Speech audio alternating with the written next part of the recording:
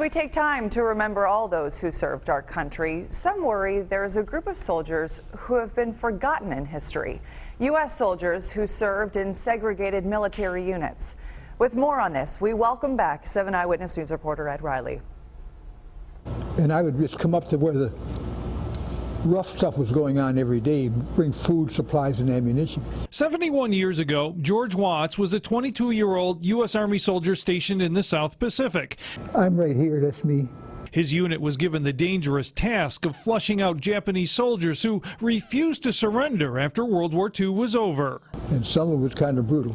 While George was fighting the Japanese, he was also fighting prejudice. The 93-year-old is the last known living Erie County veteran who served in a fully segregated branch of the U.S. military. And that's what made it so distasteful for me.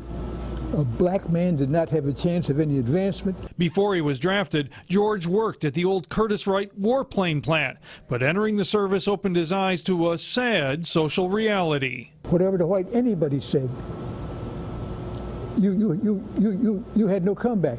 Segregation was so severe that ammunition was withheld from black soldiers over fears they would shoot white officers. You were not allowed to accumulate any live cartridges at all.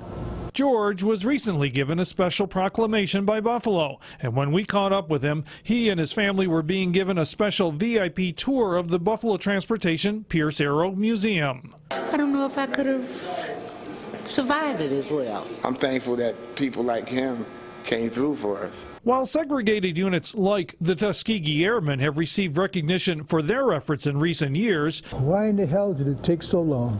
George wants more done to remember all of history's forgotten segregated soldiers. Somebody dug a deep hole and buried it.